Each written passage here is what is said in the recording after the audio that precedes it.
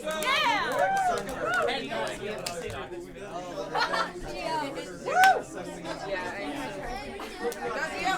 I high five. Yeah. Oh, that was a what? Wait. Triangle. Kind of words with. No, we haven't done circle.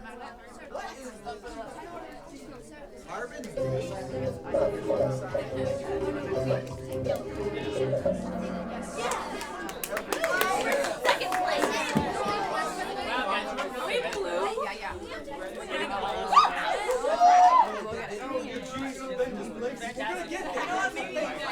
got you. All of his classes you're giving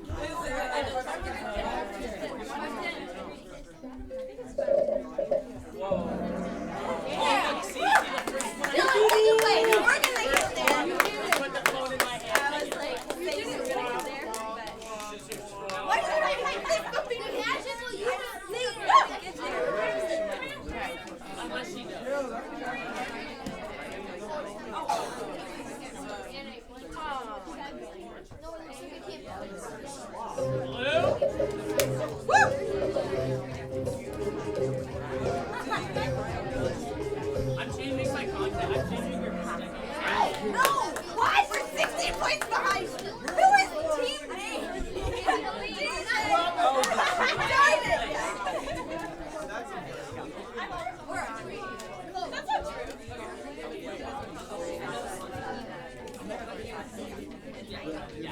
Long neck.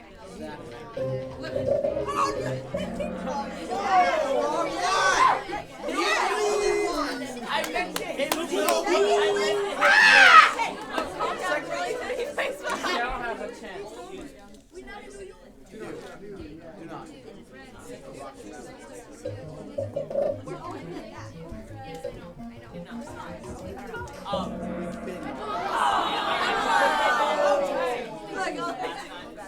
Yeah, that's a mistake. No, I really meant to hit. I messed up. That's all your fault. Daniel, explain! All people.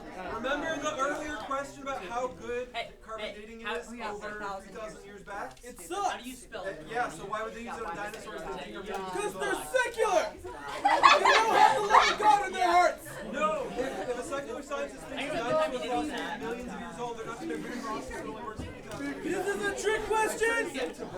Yes! I feel tricked! Then I'm succeeding.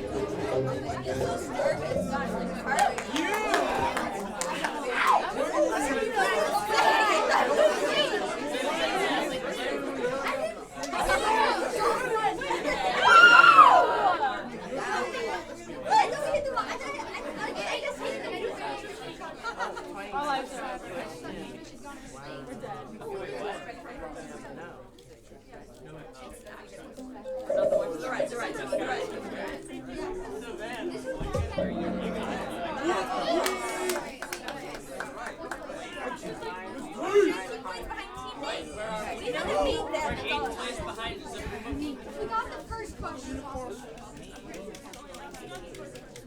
Yeah, so we're dead. Triangle.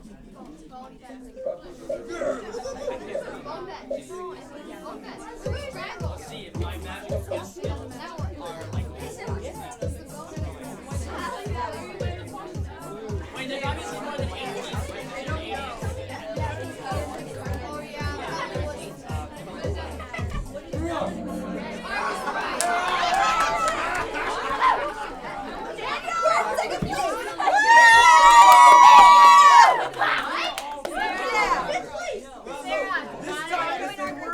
If you can raise your hand and tell me the name of what is in the photo, you get a prize. A dinosaur. Oh, pick him! Pick the boo-boo-boo! It's a polystrate. Does anyone remember what a polystrate is? Polystrate! A polystrate is a fossil that shows up in multiple layers of Earth. Hence the word straight, because you got here in this picture is a tree that has been fossilized through multiple layers that all took supposed millions of years to form. And that's not actually possible. Do we get bonus points? No, what happens is if Cody's team doesn't win, he still gets the prize. Yes. Just Cody. Hold on. Cody. All right. We're gonna win. No, we're not gonna get Oh wow. what the heck?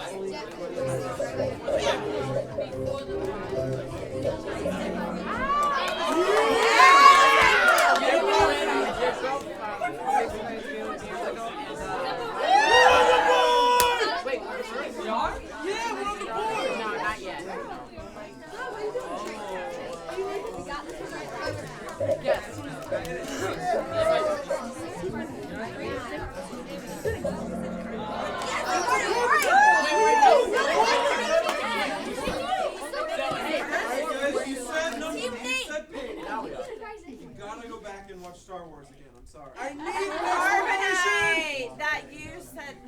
I said it last I remember. I remember. Oh wait.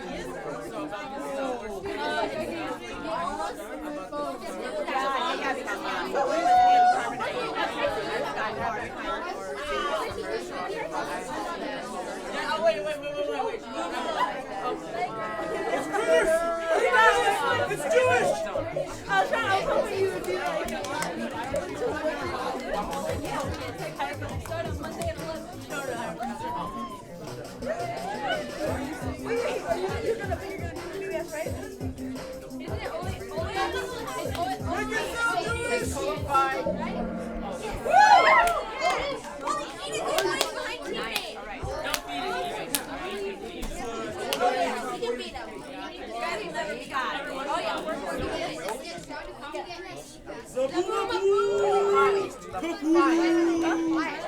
Hey, what are we, guys?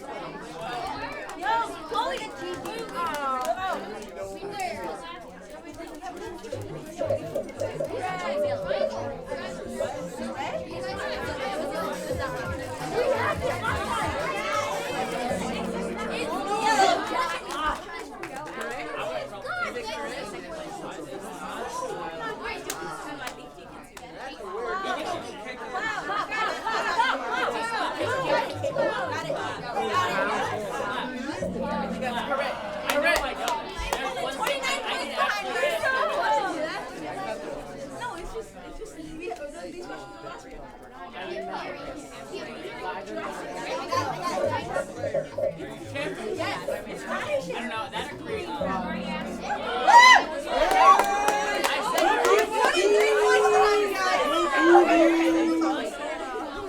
I watched Dinosaurs train with my nephew, okay? I told him not to. You know, the person who's no, the past was cookie. Yeah, his team his past was cookie. We got it. Yeah, we got it. Don't exist! Correct. Correct. First place.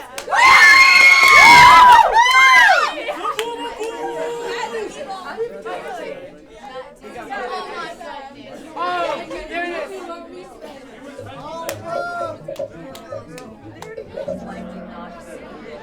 First place still. I demand an explanation! Wait.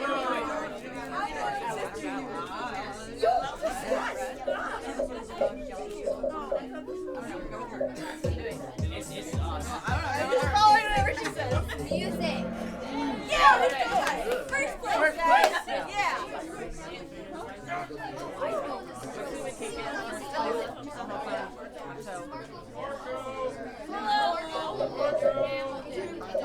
St. John of Damascus!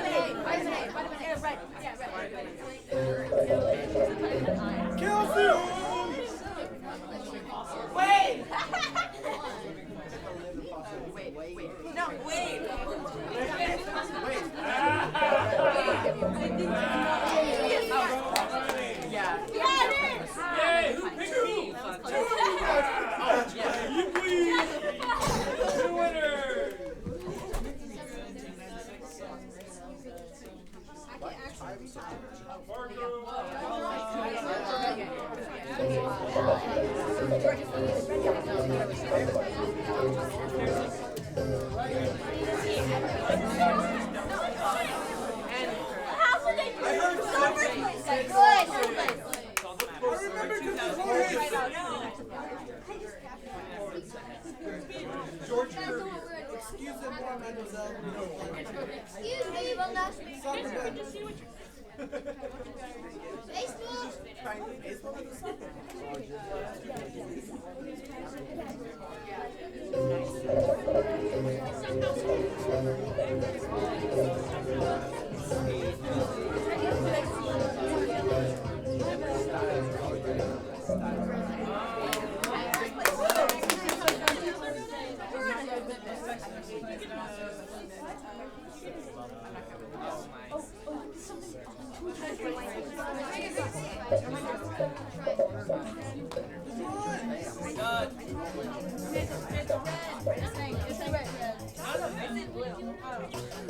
I don't believe in numbers. That's fake. Alex is giving me the same look. I'm correct. I'm sorry. I needed somebody to talk to me. No one else is right. Right? Yeah. So loud, seriously. You're all gonna know. Yes. First place still, guys. Final question. I'm just pressing randomly.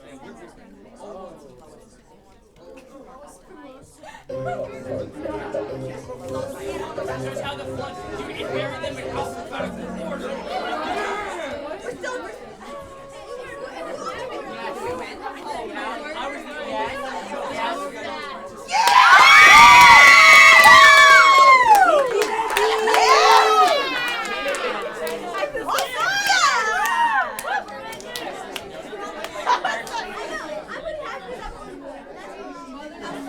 What do we get tonight? What do we get? Yeah.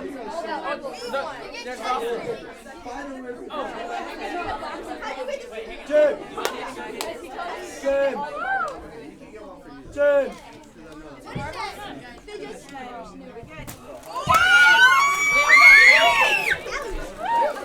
Cody! You get last pick. I'm gonna go get it. Alright guys, it's just this team. If you're on this team, you can have one. You guys get the heck out of here. Christian, back on us.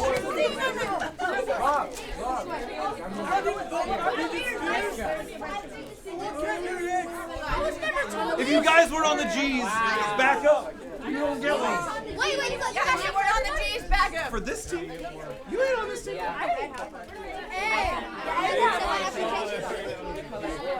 Carmelo!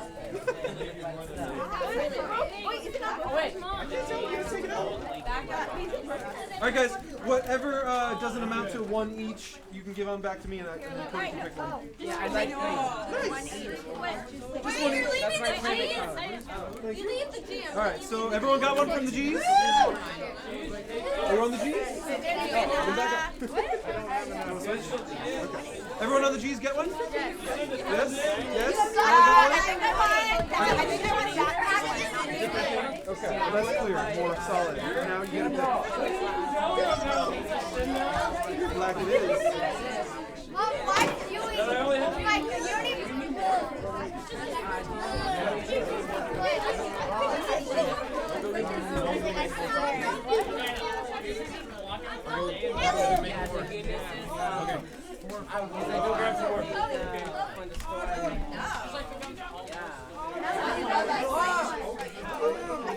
That's why they love us. How many children do I have all of a sudden? I thought I only had 2, and I've got like 5 kids going, Mom! I'm the same on the inside. Oh, I was trying to put on my shoes.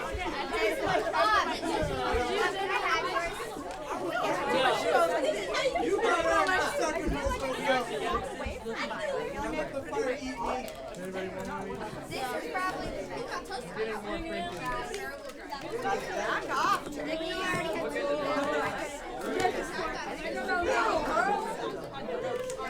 I'm surprised that everybody was like, hot dogs giving out a prize. Everybody. Hot dogs. You guys have hot dogs? Enough. I don't know.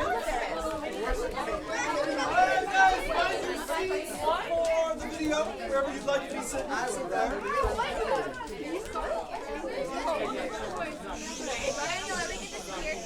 It's fine. I think everyone can see over here. I can't see! Nope. Ezra can't see it from here. Why is your bun so funny? You almost changed the picture. Your bun Does is that so work? Does that work for here? Christian, how did you finagle that? I don't know what you're talking about, Daniel. Why are you tripping? Sarah gave it to me. It was delegated to us. Sarah's too kind. Yeah, totally. Alright. Before we get started tonight, I just want to say thank you to you guys who've been coming week after week. I know not everybody can make it every single week, but it's been fantastic to have these conversations with you. Yes? Wow! That's quite a lot. If you guys didn't get a handout, Wade's running downstairs. I think I printed enough. I printed 15 more. We'll see. Otherwise, Wade's going to get a serious workout tonight. Yeah, if you don't have a handout, just look for Wade. Probably during when the video just gets started, he'll have more for you. Yeah, it's just been an interesting ride. If you guys want to tell your friends about this study, let me know. I can print out a set of all 4 handouts. I can get you guys links to all the videos of these discussions and the videos we've been watching. However much you guys want to spread this is up to you. We, mostly Dave, I just caught on, have realized that this was a pretty cool thing for any of you graduating junior hires who were going on up into 8th grade to get that chance to just kind of hang out with everybody one last time as you graduated. So we might be doing something like this next year. We'll see. Maybe it'll be something completely different with donuts right after graduation. Unless you guys have a preferred indulgence besides donuts. Donuts or chocolate? Donuts or chocolate? We can have like a chocolate tasting Bible study. Yeah! Like 1 week it's sipping chocolate. Cadbury eggs. Oh, that is a serious guilty pleasure. I've never had the big one. It's like classy M&Ms. Like M&Ms that are made with good chocolate. Robin egg. And like the candy on the outside melts in your mouth. I love the robin egg. Oh, so good. Alright. Anyways, I just want to encourage you guys, after this is all over, don't stop what we've been doing here. We've been asking science questions and seeing if the Bible can help answer them. And there is no reason to quit that after tonight. That is a way to live your life. Because as time goes on, science discovers more. As time goes on, archaeology discovers more. Paleontology discovers more. And so a lot of the answers we've been discovering in this Bible study are new answers. Some of these answers didn't exist 10, 20, 30 years ago. And so as you grow older, keep digging into this stuff. Keep looking into this stuff. You're going to find answers are being uncovered every single year. So don't give up. Keep looking into it. With that said, we're going to go ahead and start the video. Like I said, if you didn't get a handout, look for Wade. He's the one grabbing them from downstairs when he gets back up here. Yes! Due to popular demand, the pterodactyl finally got a donut. Also, if you've noticed, the man is now disappeared under a larger pile. That's not fair. Pterodactyls on the Or I should say, a more numerous stay in the pile. air. You're killing his dreams. A deluge of donuts! Throwing the donuts at us. You deserve an extra donut, sir. Oh, there you are. Sorry, you were sitting rather close to him. The world was once filled with mysterious creatures. But how long ago? Did the great dinosaurs live and die tens of millions of years before man? Who else needs a handout? We find our answers in science. What can the Bible tell us?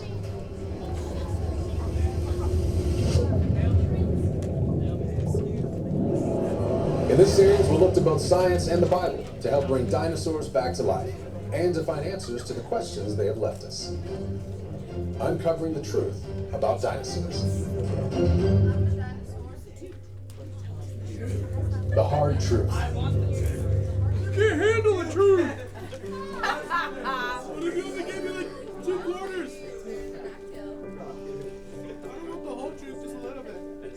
I'm Marcus Lloyd, and in this series, we're trying to shine some light on the controversy of whether dinosaurs evolved or were created, as the Bible teaches. For since the creation of the world, his invisible attributes are clearly seen, being understood by the things that are made, even his eternal power and Godhead, so that they are without excuse. The majesty of God's creation is everywhere. I mean, just take a look around.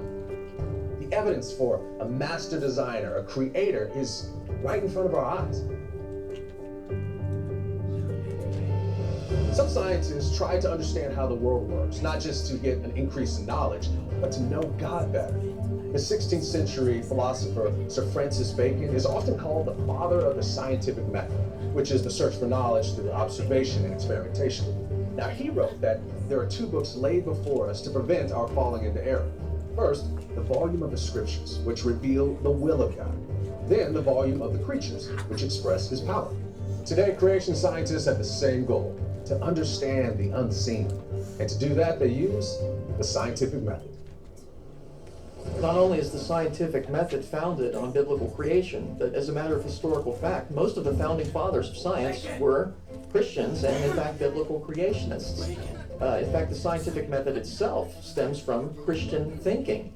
Bacon and others who expected to find patterns in the universe because there was a creator who'd imposed patterns on the universe. In the scientific method, you're trying to explain some phenomenon in nature. And so what you do is you come up with a guess or a hypothesis to explain the phenomenon that you're observing, and then you deduce some logical consequences that ought to hold if your guess is right. And then you observe to see if those consequences are observed. If they're not, you either abandon the hypothesis or you go back and modify it, and then you repeat the process. And so in this iterative process, you hopefully are going to converge on the correct explanation for what you're observing.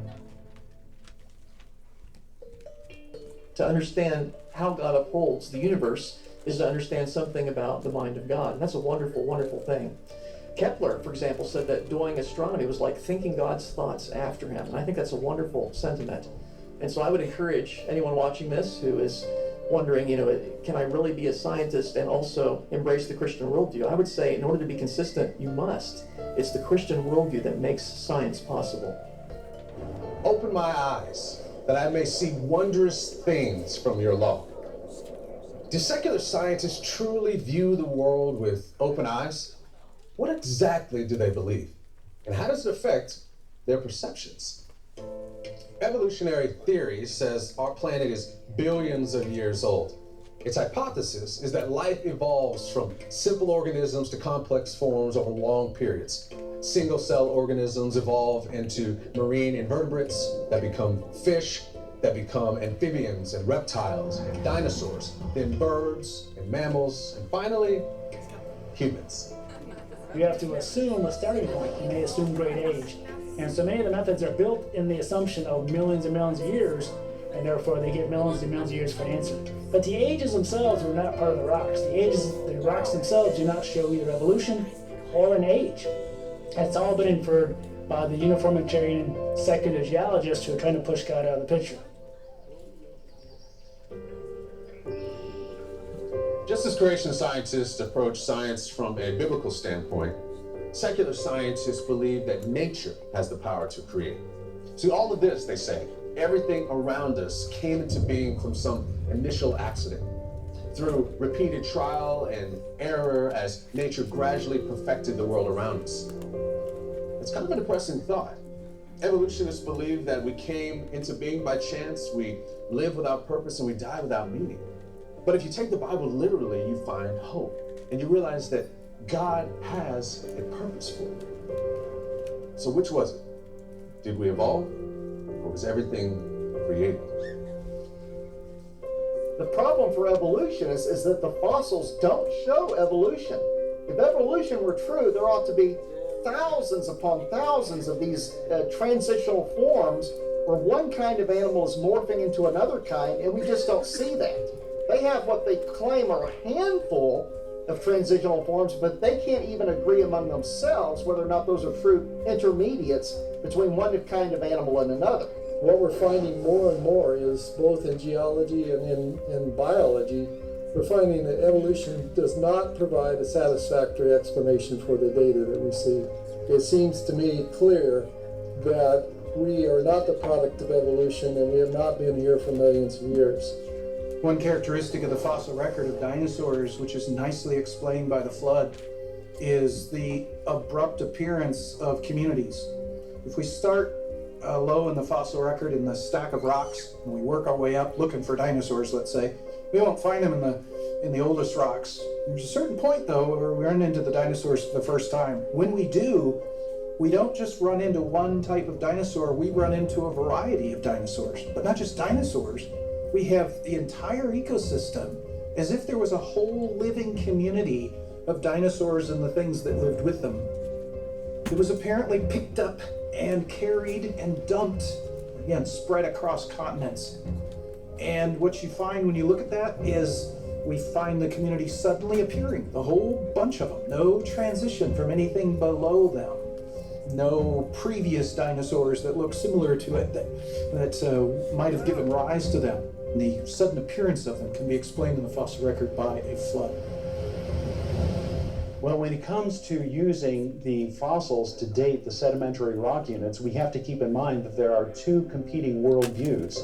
One worldview, the secular evolutionary worldview, says that the fossil record, these sedimentary rock units, were laid down over hundreds of millions of years. Evolutionists, unfortunately, have to engage in what is called a tautology, or circular reasoning, saying that the layers of the sediments are dated by the fossils, but the fossils in turn are dated by the sediments that they're found in. This is circular reasoning. Can the layers that we see today really have gotten there so quickly? Let's take a look back to a day in May 1980. Well, in 1980, when Mount St. Helens erupted for the first time in recent years, geologists learned a lot. They actually had to go back and reassess things and go, well, wait a minute here.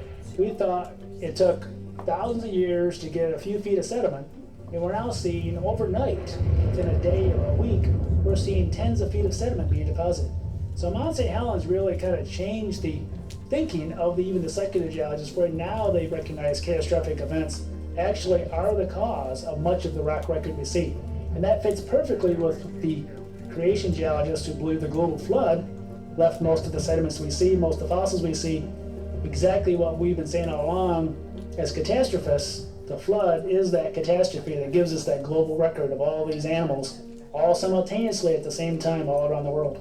So when I am looking at the fossil record and I find evidences in the fossil record that seem to indicate rapid deposition, I can incorporate those into my model and they fit very well.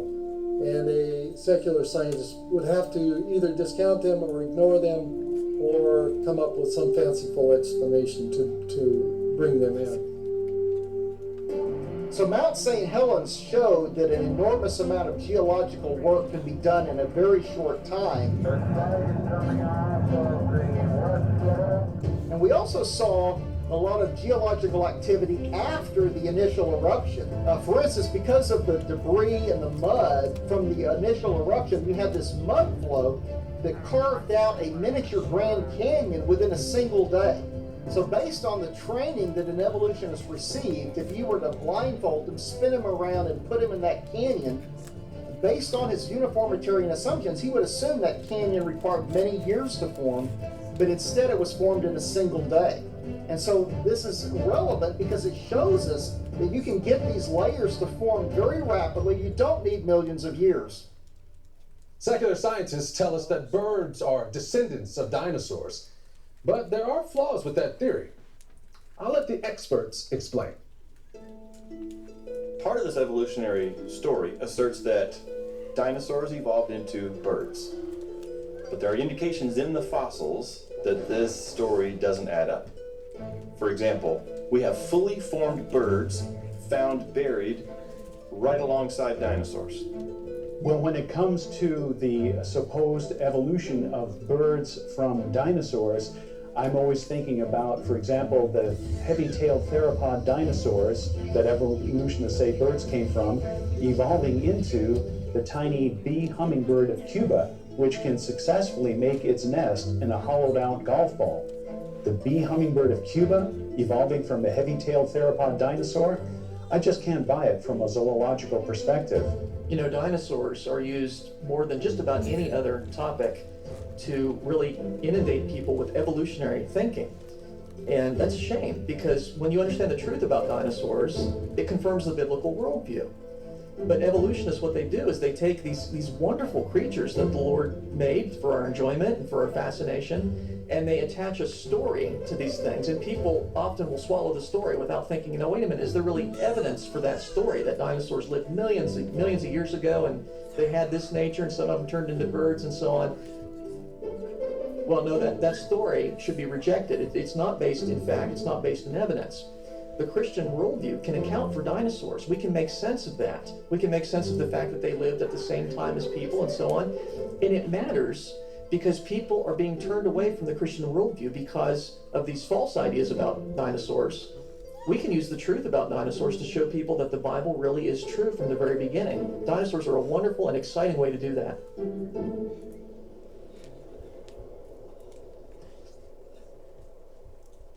Another big issue with evolution is the problem of determining dates. Evolutionists believe dinosaurs to be millions of years old. But where did they come up with these dates? Many people seem to think that carbon dating establishes dinosaur ages, but actually it doesn't. Secular scientists do not use radiocarbon dating for dinosaur fossils, but radiocarbon dating does have its place. Carbon dating is an age estimate technique typically used in archaeological samples. So like ancient bone or an ancient wooden axe, but you use bone or wood or charcoal or something where you had some kind of organic component. And because it only gives ages, supposedly, for the last several tens of thousands of years, we only use archaeological samples. So carbon dating, it does work in some contexts. It gives us accurate dates for the last 2,000 or 3,000 years, but that's where we can verify it with parallel dating techniques, like there's a buried coin and we have a depiction of a king on the coin and we can match the king's inscription or depiction with ancient records. And then when the carbon date for a piece of material in that same archaeological layer matches, then we say, the carbon date is working, carbon dating is working. But the older you get, the lower you get in these layers, the farther carbon dates veer off of actual calendar ages. Until the lowest layers, you're looking at calendar ages that completely mismatch the carbon dates. So in theory, it seems to make sense. But the accuracy of all radioactive dating techniques are suspect. Everybody kind of goes along with it and they teach it as fact, but it's all based on assumptions that can't be verified. Even though secular scientists do not use radiocarbon dating to establish dinosaur ages, creation researchers have discovered radiocarbon in dinosaur and other fossil creatures, indicating ages of thousands, not millions of years.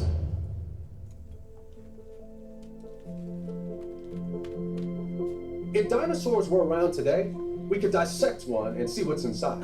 Like mud and straw are mixed together to make bricks, hard and soft tissue are mixed together in bones. The hard part of the bone, the mud part of the brick, would likely be made of a highly organized form of calcium phosphate, like in a cow's bone, or like in our bones for that matter. The soft part, the straw part of the brick, would be mostly made of collagen, a long and tough protein. Bone cells, or osteocytes, manufacture both hard and soft parts of the bone. Fossils are often mineralized. These fossilized dinosaur bones are essentially rocks that used to be dinosaurs. In a secular view, they died millions of years ago.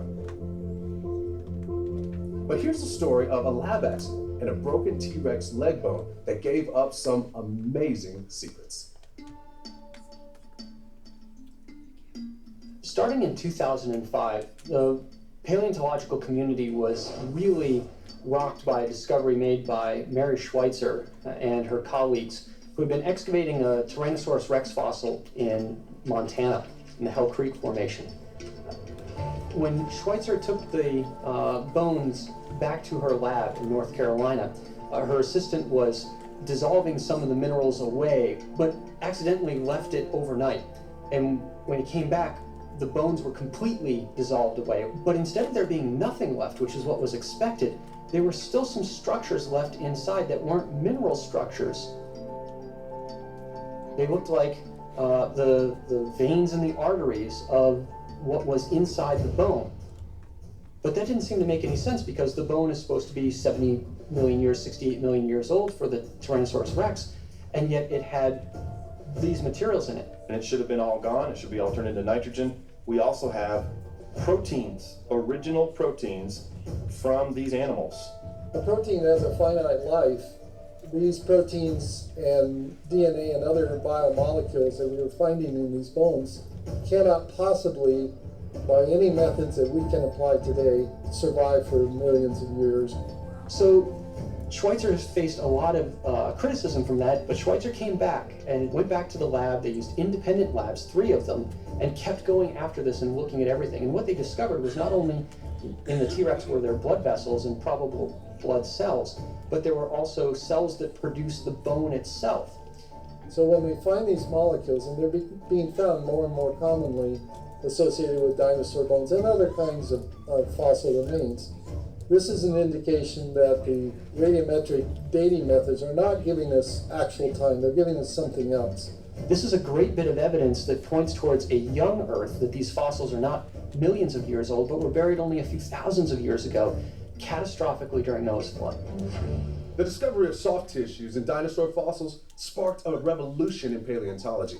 Secular scientists still struggle with how it can be found in bones that are supposed to be so old. Critics say that creation scientists are blinded by their religion, but maybe it's the other way around.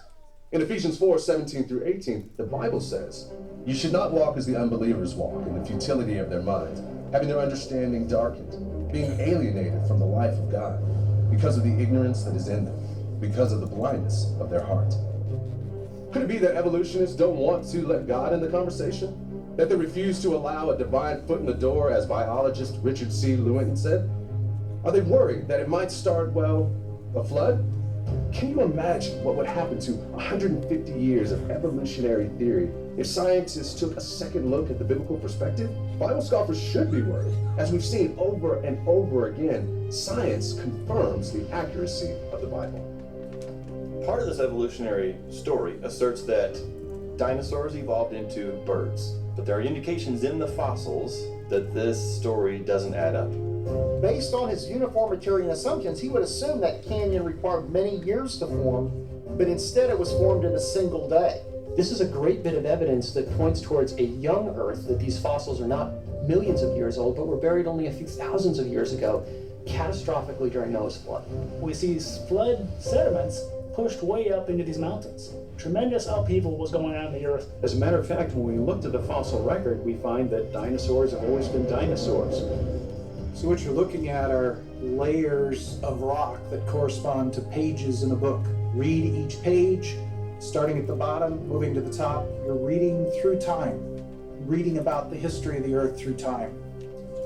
Unlike books, not all the pages in this book of the earth are there. We can use the truth about dinosaurs to show people that the Bible really is true from the very beginning. Dinosaurs are a wonderful and exciting way to do that. There's more fun to be had as we go out and crack some more rocks and find some more fossils.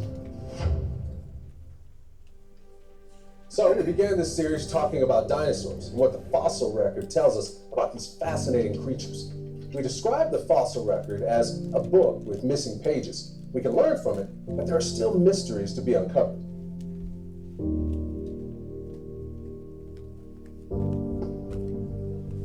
Where can we go? We have a book we can go to for answers. And unlike the fossil record, it's not missing any pages. The record is complete, and every word is true.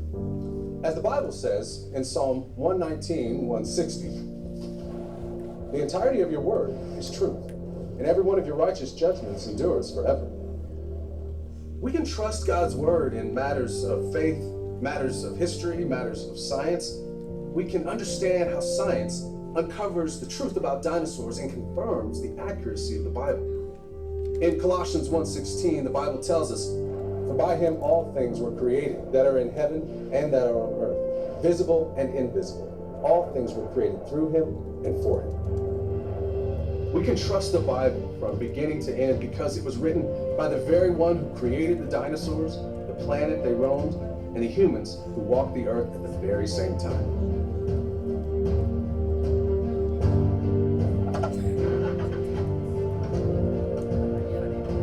The more we learn about this book and the truths that it reveals, the more we see the glory and majesty of the Creator who was there at the very beginning.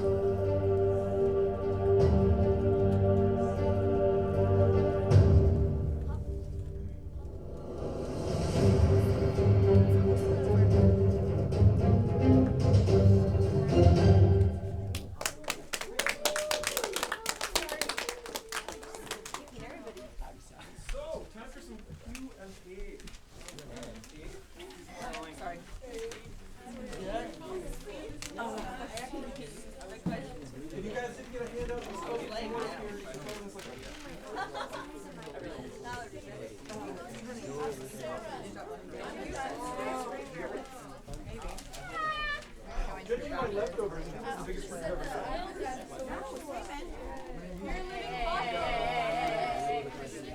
Four left. We'll give it back to you. That's 50.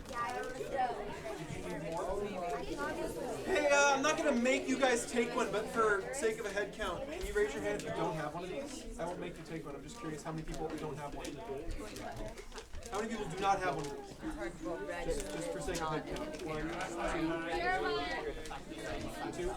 Guys, 3. Okay, so that means. Oh, wait, Olivia, raise your hand. You don't have one. Add one because Olivia didn't raise her hand just now.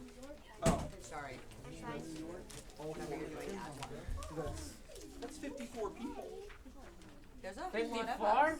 Nice. We have to wait a whole other year to make this happen? I agree. Does it? Seems like it should. I feel like we should get this Maybe like once a quarter. Once a quarter. I like what Dave said though. This really did do a cool No, thing I for do. graduate junior high. I know, I never get to see Autumn unless they come. Ow. Okay, so anyways, some very cool stuff tonight. If you guys have ever been through one of our nights on evolution here in junior high, you know that there are huge problems with the evolutionary theory as it's usually taught. You also know that I actually believe evolution is currently happening and that it's happening all around us. It's always been happening. But I also believe that the evolutionary process is too slow and the Earth is too young, that you're never going to see those slow changes add up to a shift in species like the ones evolutionary scientists talk about. What you really see is small adaptations. Darwin's finches totally did change their beak size. That's verifiable. You can go watch it happen. It goes back and forth, though, every few decades. So what you end up with is finches with small beaks. And yes, you can get finches with big beaks after a bit of evolution, but they go back to being finches with small beaks after that. It doesn't ever end up with finches that are completely different than the old finches. It doesn't ever end up with finches turning into something that isn't finches. They're just different-y finches, and they'll go right back to where they were. It's elastic evolution is the best thing we can actually witness happening in our current world. So, that said, there's a lot of stuff in here that was specific to dinosaurs and a lot of stuff that was just general about the fossil record and general about biology through the ages. Yeah. Is radiometric dating and carbon dating the same? It's a category and a specific. So radiometric dating is a category, it's a way of dating things, and there's many forms of radiometric dating with different isotopes that break down. So an isotope, if you guys have done chemistry or in certain science classes, they'll talk about it. An atom, under its normal form, with some exceptions, has like the same number of protons in the center as it has electrons flying around the outside. But that's not always the case. Sometimes it will gain extra electrons or multiple extra electrons, and so the count will be off. And so we call these isotopes. So without upping the proton count in the center, it won't change elements. So you take carbon and you add electrons, it's still carbon. If you take carbon and add a proton, which we can't actually do, it won't be carbon anymore. So what you get is an isotope of carbon. So carbon, I think, is usually 12, and then you can add 2 electrons to it, and it'll turn into carbon 14. And over time, carbon 14 will lose its electrons automatically. And it happens. How do we know what it started with? Yeah, okay, so we know what forms you can find carbon in. And we've also, through a lot of studying, figured out where most carbon 14 comes from, why you can have carbon 14, why you would have that instead of carbon 12. Because we know the reasons why you would have one over the other, we've tried to produce charts that give you like the odds of how long something would have had to be on the Earth for it to accumulate a certain amount of carbon 14. And then once it dies, it will start to lose its carbon 14 at a certain rate. But we are making huge assumptions when we say this is how much it had when it died. We're making huge assumptions when we say this is how much carbon 12 it had when it died. So we're assuming how much sand was in the top of the hourglass. We're assuming we know how much sand was in the bottom of the hourglass. The only thing we actually can watch now is how fast the sand is going through the middle now. We can't actually tell how fast it's gone in the past, and we don't know how full top or bottom was. So we have to look at a sand dial mid-run that takes thousands of years to run its course and try and assume we know when it started. It doesn't really work well. That's why they were talking about having to validate that and double check it. Now that is actually true, that analogy of an hourglass, it's totally true for every kind of radiometric dating, not just carbon dating. They all work on the same system. finding an element that comes into the organism while it's alive that won't or shouldn't come into the organism after it dies. That's the idea. You have to find something that will hit it while it's above ground and not hit it once it's underground. That's what we're hoping for when we look for these radiometric dating systems. And then you have to try and track how slow will it lose that element over time just sitting under the ground. So then you go back and you find out how much of the isotope, how much of the normal element is in it, and try and do a bunch of crazy math and figure out this is how old the thing is. The problem is there's so much fuzziness in that math, there's so many assumptions. You can take the same sample, send it to 3 different labs, get different answers. You can send the same sample 3 different times to the same lab and get 3 different answers. That's how fuzzy the math is, because we're taking tiny, tiny samples of large things and looking at tiny, tiny fractions of those samples and then trying to do math to project how many thousands, or in their case, millions of years that sample's been underground. It's really hard. That is not something you can be precise about. And so what we end up with is a skewed set of dates. The other problem is all the dates are based on an underlying structure of we assume everything is at least over a certain amount old. They built the clocks, they built the math around we think everything is millions of years old. So with that assumption at the start, all the clocks are set by that notion. So the clocks are never going to give a young age for these samples because the clocks were set, predetermined, they have to be old samples. So they don't give us young ages. The only time when they give us young ages is when we have something to calibrate the clock with, like a coin buried next to the bones of a human. We can say, well, they have this coin in their pocket, they have to be from at least, this era back when this coin stopped being used. Again, that's an assumption, and we can only be kind of sure we're right. What if it was a coin collector? We don't really know. So we have to make certain amounts of assumptions and hope, we win that lottery of our assumption was right. Because there's always going to be outlier cases where we can't be certain, we can't be sure. Yeah, Jeremiah. But would a coin collector keep a valuable coin in his pocket? What if he was going to a coin collection His swap meet or something? I don't know. Like I said, outliers. I'm not saying the odds are he's a coin collector. I'm saying you can never account for every situation. That's all. Yeah. Speaking of outliers, oftentimes evolutionists, when they are trying to date something, they'll use various forms of radiometric dating, and when a date comes back that doesn't match kind of what they expected, they call it an outlier and discard They chuck it. And then so you won't read about that, but once they find a dating technique that worked this one time on this one thing, then that's what they'll quote and say, hey, we did strontium dating and it came back accurate. Yeah. There's another argument that goes around, and you guys may have heard of it if you've done any study in this. It's called isochrons. Has anyone heard about isochrons? Okay. Simple version of isochron. You guys have all done a bit of graphing where you make like an x-axis, y-axis kind of thing? Yeah. So isochrons are where you take multiple samples from the same area, same depth in the soil. A lot of the same characteristics are shared between the samples. You date all the samples, and then you plot them on a graph, and you figure out kind of like an arrow where they're pointing in time. So you say, well, if all these things should be the same age, and we're getting a range of ages, you're almost just kind of averaging to zero in on the exact right time where they were actually from. But again, all you're doing is saying confirmation, yes, they are all from the same time. If your clock is set wrong, if the math was wrong from the start, if your assumption underlying the whole thing was wrong, that doesn't mean they're going to give you the right number. All you're confirming is, yes, they actually were all buried at the same time. That's all you've confirmed. You haven't actually confirmed the number of years, just that they should all have the same number, whatever that number might actually be. And so isochrons are used as another way of saying, no, radiometric dating is absolutely, undeniably accurate. And accurate isn't really the word that matters, it's precise. They're making sure that radiometric dating is precise. They're not making sure that radiometric dating is accurate. And if you don't know the difference between the words, I apologize. Okay, so first up, question 1. How does the Christian worldview make science possible? Did anyone catch this in the video? Sort of. It was way at the beginning. It had bacon in it. Oh, yeah. Everyone's memory triggers bacon, right? That's how mine works. Yeah. You asked me about last week. I don't remember anything, but I remember every meal that had bacon in it. Am I wrong? Francis Bacon. Who said it? You did? Sir Francis Bacon. Yeah, so Sir Francis Bacon was a scientist from, and I don't know this by heart. I can look it up though over on the side. Oh, dude, it's not on the side. What do you need I to thought know? it was What on do the you wanna side. know? It's 16th century. It's on the back. Sir Francis Bacon was an early scientist, and his assumption was that God created everything. That was his assumption. It was almost like the initial scientific hypothesis. And then he developed this scientific method because he thought, well, if God created everything once upon a time, and it's just stayed created, it's not in a random state of flux, it's not changing all over the universe, then that would mean that I should be able to test things and find out if my guesses about things are right. If God created everything once and for all and it's just stayed that way ever since. If everything's fluxing and changing and metamorphosing into different stuff, then, really you shouldn't be able to test anything. Because you test it Tuesday and it's different Wednesday.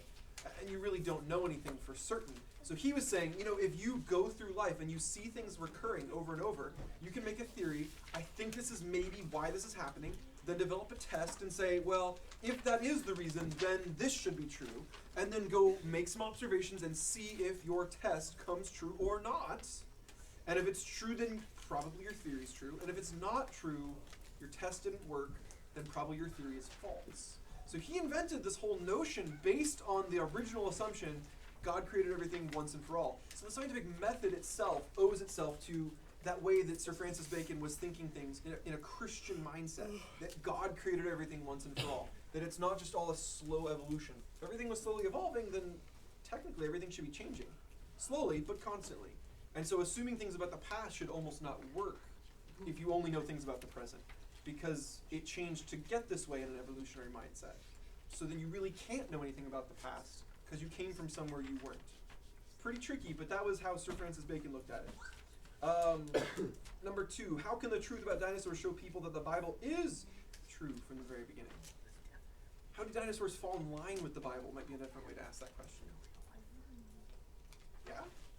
Well, the Bible says that Earth is only like a couple thousand years old. It's like 6,000. Yeah. But some people think, like the secular scientists, they think it's millions of years old. And how would they find this muscle and veins and stuff? Yeah, blood cells and all that stuff. So it falls into the Bible because that means that that Earth is young and it's not. At least the dinosaurs were young, yeah. And then you could presume from there that the Earth is young. But yeah, you're right. If dinosaurs have bits in them still that shouldn't last over a few thousand years, then that means they're not more than a few thousand years old. Yeah. That's logic. That's science, dare I say. Yeah, Cody. Didn't the video say that when I forgot her name, the scientist found Mary Schweitzer. Mary Schweitzer? Yeah. Is it Schweitzer? No, Schweitzer. Worcestershire? Where is it? It's probably on here. It's marshmallow. No, it's Mary Schweitzer. No, it's not on here, is it? It's weird. Alright, we'll look it up. Yes. Alright, didn't the video say that scientists discredited her? So, the word they use is like the word shun. They essentially said, you're not doing real science, you made these findings up. So yeah, discredit is a good word for it. Attempt to disprove. They basically, instead of attacking her science, attacked her, which is pretty sad amongst scientists. You're walking outside of science to try and beat someone's science. If you really disagree with her findings, just do the science over. Find a sample, dissolve the bone, and look what's inside. That's science. Trying to discredit someone's person, trying to discredit their education, trying to discredit her findings by discrediting her, that's not science. So it's sad, but that is the world we live in. People feel attacked when you disagree with their opinion on things. And so oftentimes they attack back. But science isn't about opinions. It's not supposed to be about opinions, but you do have to have an initial opinion to get that theory, and then you do have to have an opinion about how to test your theories. So there's some opinions in it, but you shouldn't be able to have, an unbased opinion, something with no foundation, and just say, I think you're wrong. Because she melted a bone? Basically, you should, no, because her findings. It doesn't have to do with how she got her findings, it has to do with the findings. So. But she's not lying about her findings. They basically were claiming that she made it up. So then if they melted a bone, they'd be like, hey fam, look what we found. More melted bones. But it was easier to make her to look like a fool than. It's a simpler thing. It's a simpler thing. Are Plus, dinosaurs- this is the thing. It's a little scary when someone does science that discredits your worldview, because then if you replicate their results, you do the same experiment over again, and it really does discredit your worldview. That's a frightening perspective. But that's real science. Yes, it is, but it's scary. Science is scary? In that instance. Yeah. Well, there's pride involved. I think there's fear involved too. I don't know if it's all one thing. But yes, pride is definitely part of it. All right. If you're wrong, then you're not a real scientist. And then you don't get real money. That's I'm not sure that's true, but they might feel like it. Yeah. Isn't that an ad hominem fallacy? You might have to refresh my memory on ad hominem. I do not keep up on my debate terms like I should. It's when you insult somebody, essentially. Oh, okay. Then yeah, it sounds like it. Propaganda through person, like attacking somebody. Yeah, that would do it. Alrighty, question 3. How do secular scientists use circular reasoning to date fossils and rocks? Yeah, Jason. Science. Actually, no. Alright, yes. They use the fossils to make the rocks. It's like, okay, the fossil's supposed to be this old, so it means the rock is this old. And since the rock's here, it means the fossil's this old. Yeah, basically. So back in the 1800s is when it all got its start. They basically stacked up everything they had in the fossil tree, the tree of life, and tried to figure out how long it would take based on guesswork, essentially. And this was mostly done all by one guy to get each evolutionary step in the tree. So the bigger the step, the more time he gave it. And so he just basically stacked up how much time he thought the whole tree would take. And that model was used going forward and has been used ever since then. It's been wildly modified, though. They keep stretching things as they discover more things. They discover more fossils and they think it's an in-between, so they'll just stretch the time between something. Then you dig those fossils up in certain fossil layers, and they start to identify the layers and the fossils as part of the same unit, and then the ages bleed over. Suddenly the layer of soil now carries the ages of all the fossils that were inside of it. Then you start discovering fossils that weren't part of the tree. They're new discoveries. They weren't part of the original tree you got your dates from. And now you can give them dates because they're found in the same layer as the other fossils that you do know how old those fossils are. So you keep on stacking onto the tree evidence that things fall in the right category, but all you're doing is just inflating the original opinion. You haven't actually found any evidence to support the opinion. Nothing about something in a certain layer gives you a date. There's no dates written on the rocks. So radiometric dating is really how they're getting themselves confirmation. But again, they're throwing out dates that don't match. They're keeping dates that do match, which doesn't really sound like science. Yeah. Didn't they say in the video they use dinosaurs to check the time of the rocks? That's But basically use it. Rocks to find the age of the dinosaurs. So it's Yeah. like That's exactly it. It's a circular reasoning system. So original dinosaurs give you the original dates. Soils now copy those dates. New dinosaurs now get to copy the dates from the soil. so it's like You're right back where you started. Didn't actually learn anything. All right, number 4. How did the discovery of soft tissue in dinosaur bones spark a revolution in paleontology?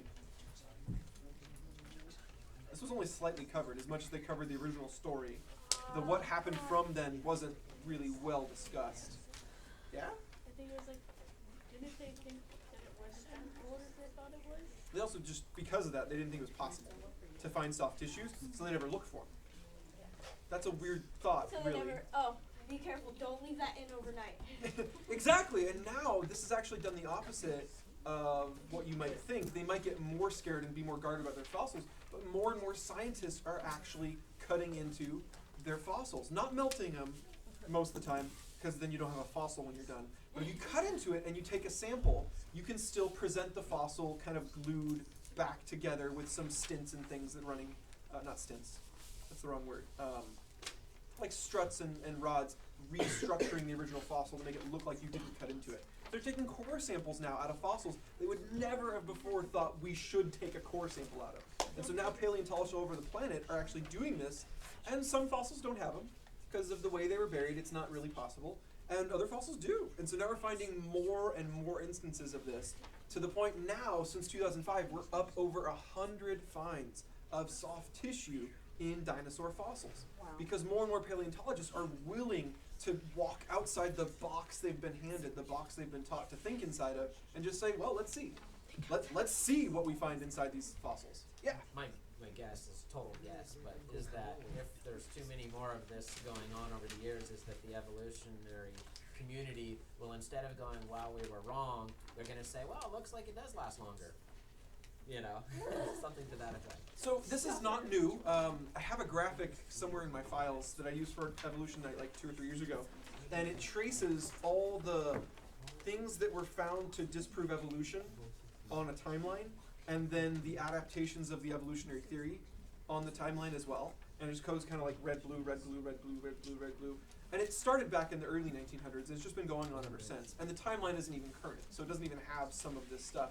But yeah, based on previous experience, that's exactly what's going to happen. Or, option B, they'll come up with a way to explain how, in certain cases, soft tissue can survive this long.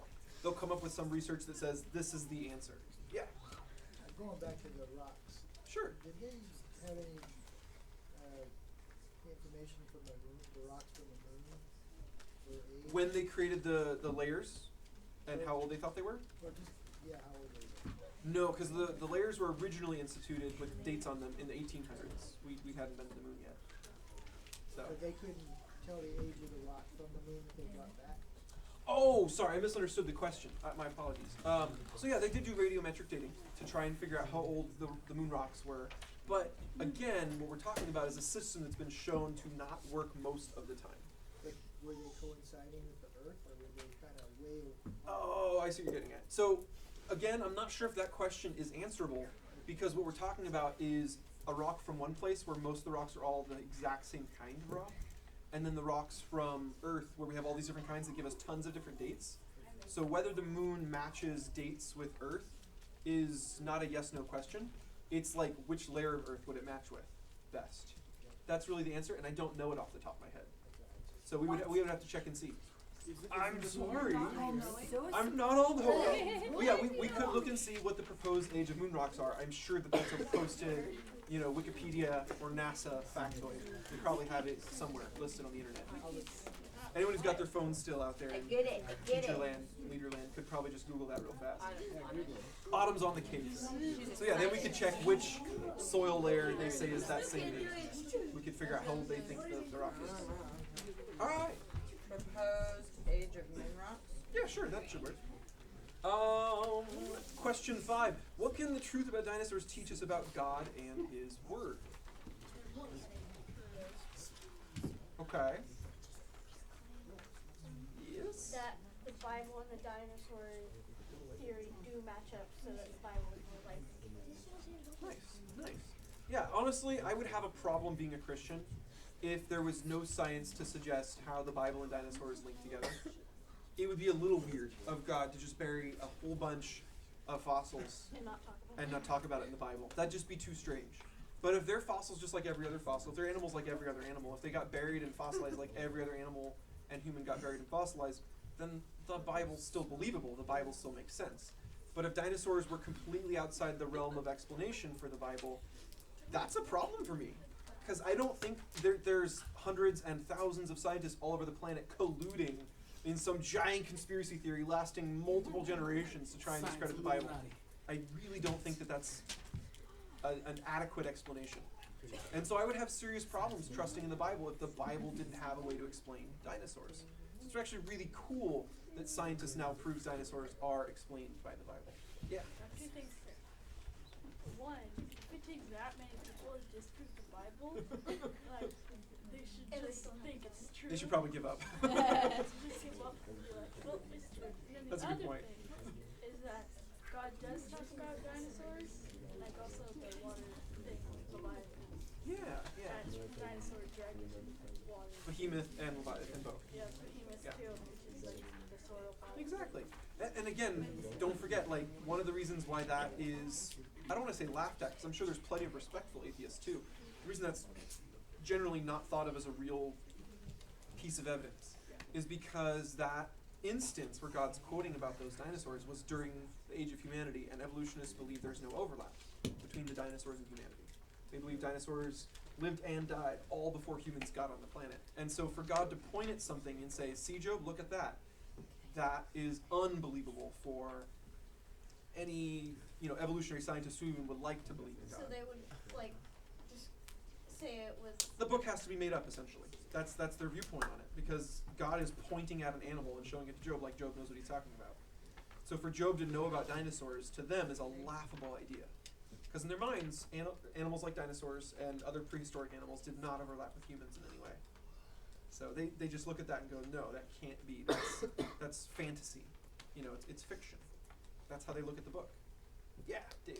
I just thought I'd mention it because some recent polls show that 50% plus of quote unquote Bible believing Christians still believe in evolution as in millions and billions of years old. And just wanted to point out, so if anybody here is in that camp or has thought about that, which I did as a young believer.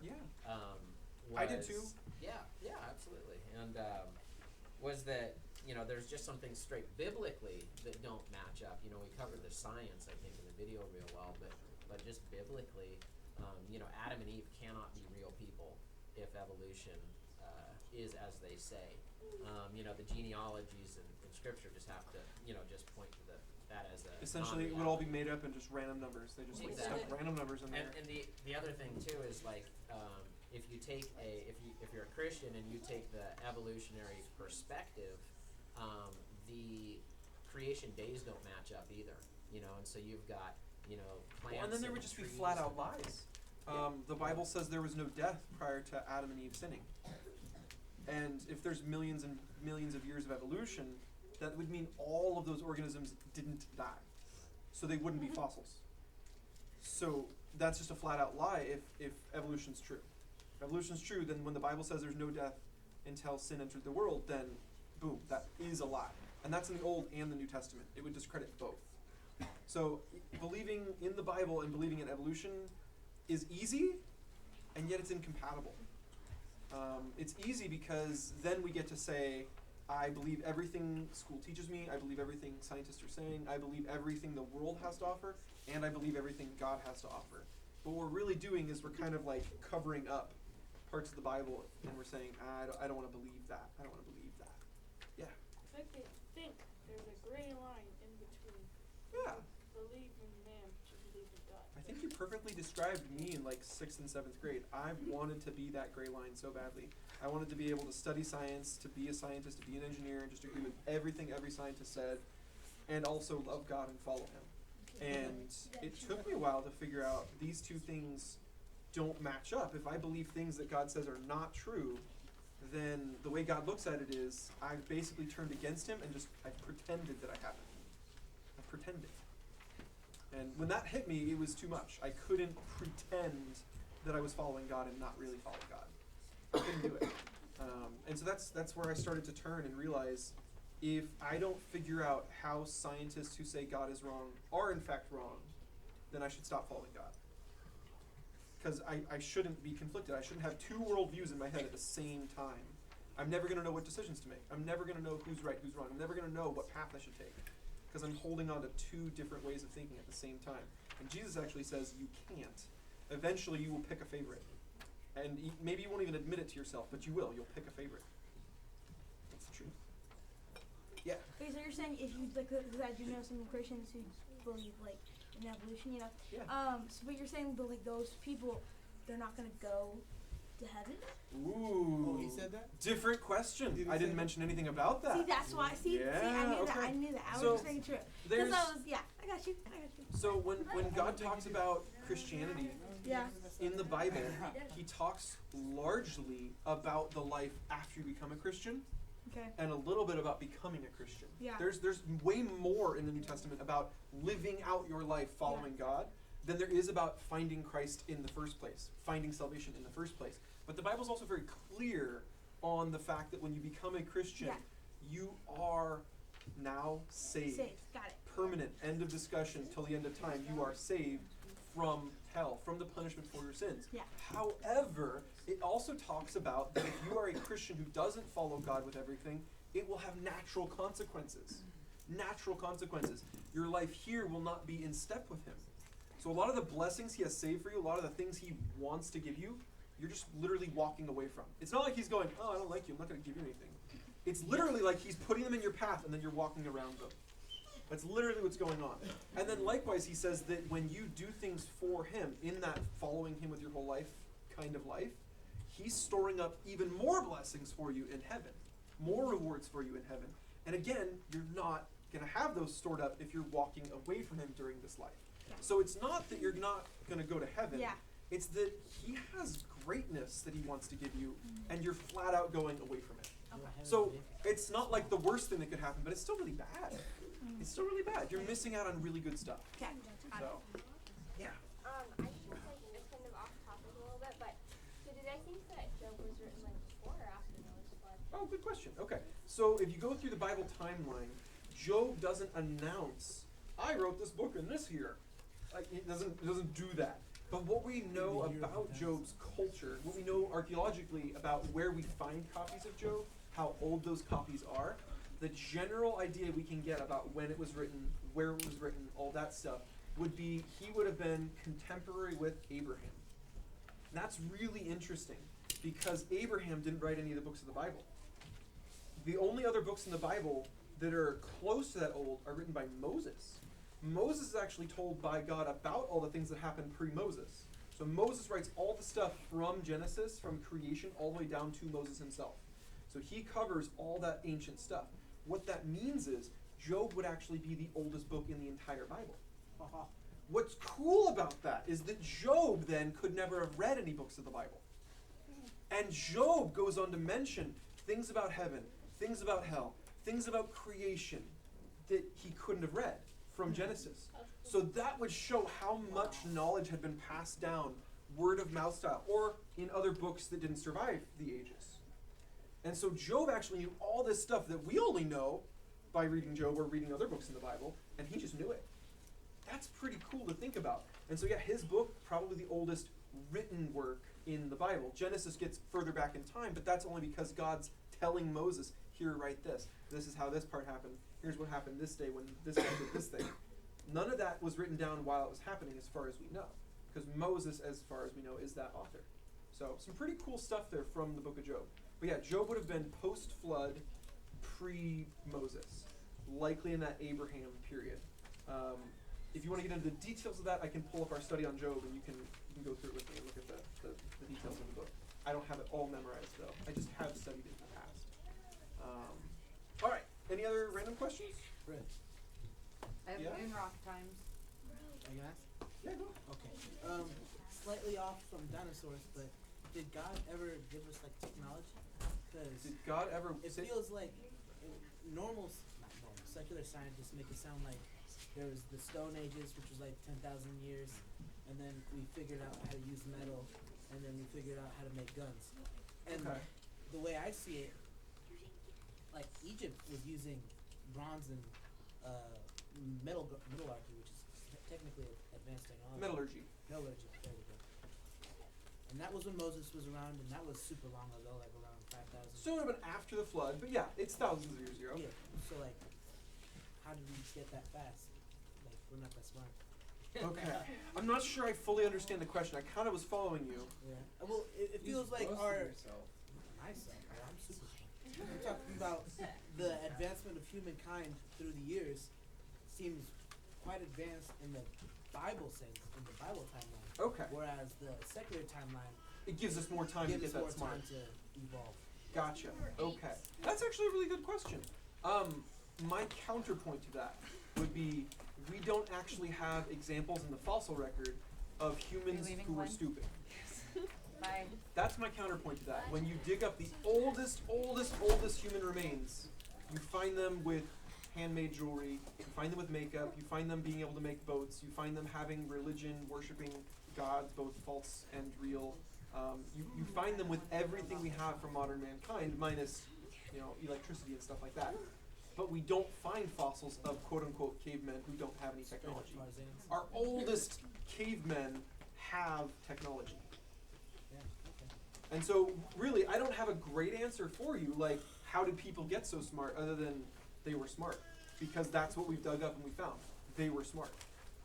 We are finding some stuff that shows signs of being pre-flood, as far as like archaeological, human structures, buildings and foundations and stuff, that as far as we can tell, and you can never be absolutely certain, we think it's pre-flood, and the stones are like the Egyptian works. They're well cut, well laid, meticulous, perfectly straight lines down the wall, not wobbly mud bricks. We're talking like handcrafted, artisan level stone carving.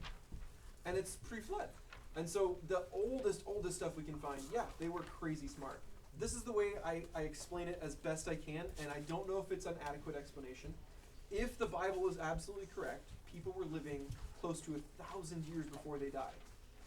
With that in mind, you would not have to start over from scratch with a new generation having to learn everything the previous generation knew every 20 to 40 years.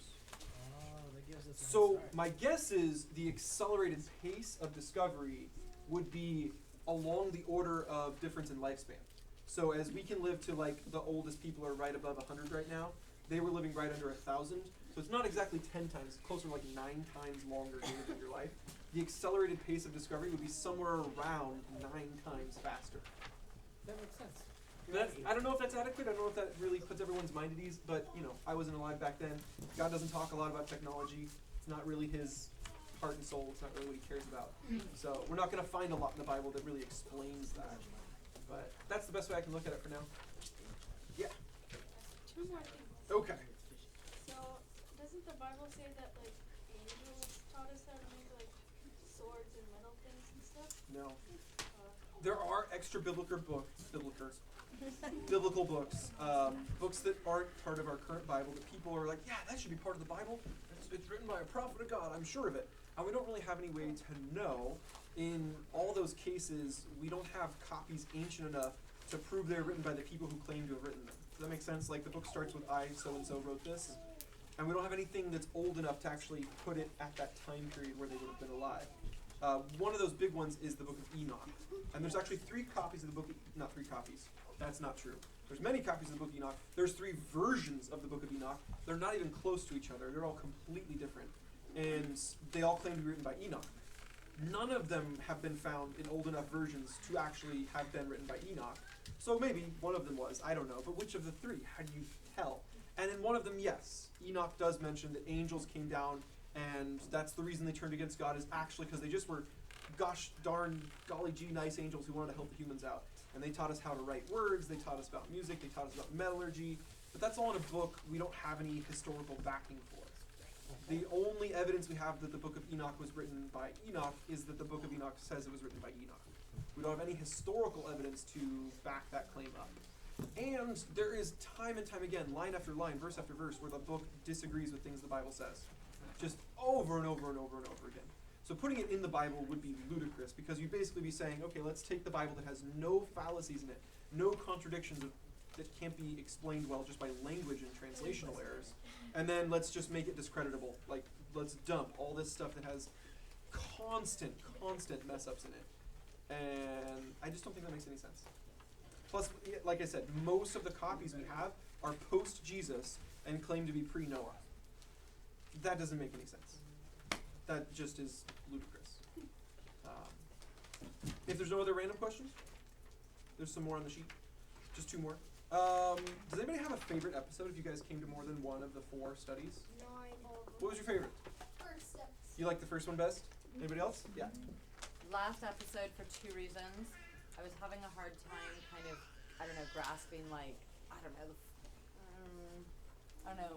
Sean and I went round and round in conversations, and last week kind of explained the flood better. Yeah, got like a it better focused a little more on the flood. understanding of it, picturally in my own head.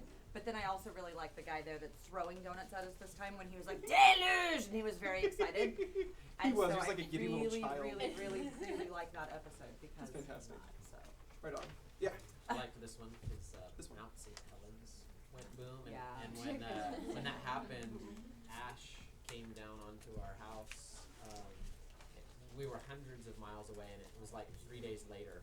Wow. So it like took 3 days to get to you. Yeah. Wow. Whoa. And it was like we'd already heard about it, and it was a big deal. Yeah. But it was like, and then it was like, Still happening. That is awesome. Anybody else have a favorite? Yeah. No, Daniel. Oh, yeah, you're Daniel. I am, most of the time. Is there an exception I don't know about?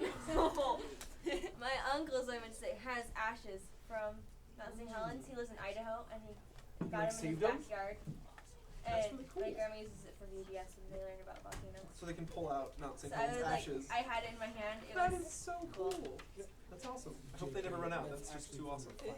Anybody else have a favorite? We're winding down. We're getting to the end. Yeah? Second one. The second one? Why was it? It was the first one I saw, and it talked about the Nice. Nice. That really piqued your interest. All right. Biggest question. What have you guys learned throughout this study?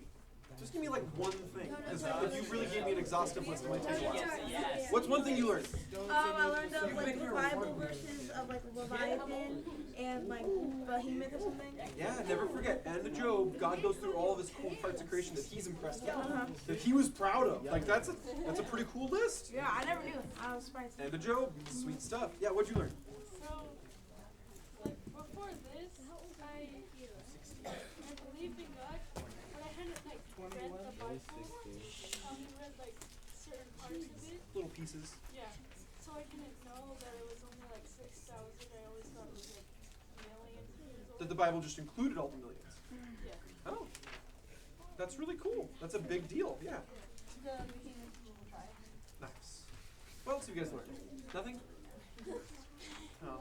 Fossil The donuts were good, right? Yeah, right. Those were great.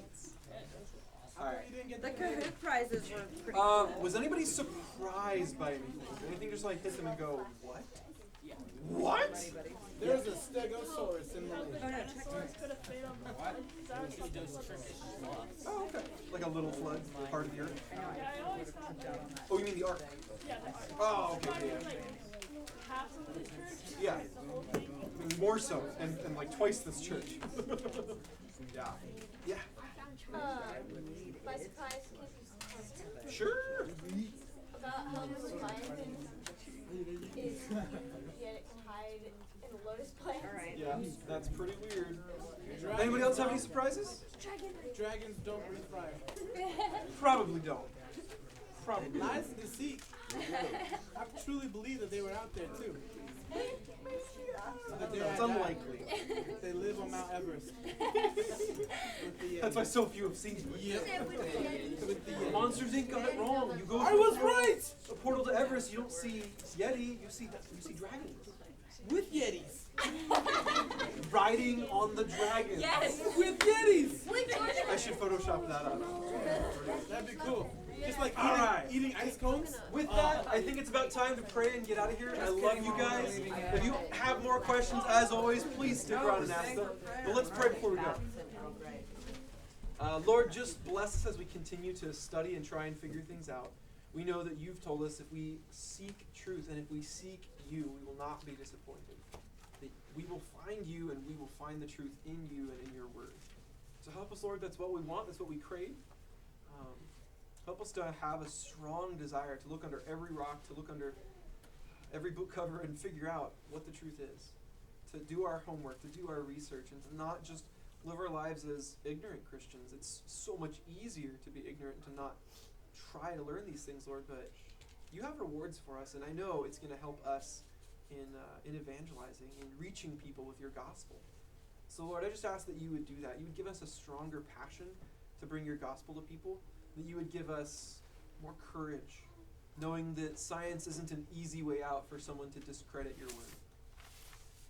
That we just ask, Lord, that you would cause us to be loving and effective at the same time. That we would never attack people with this knowledge, and that we would always approach people with a love like the one you have for them. We ask all these things in your name. Amen. Amen.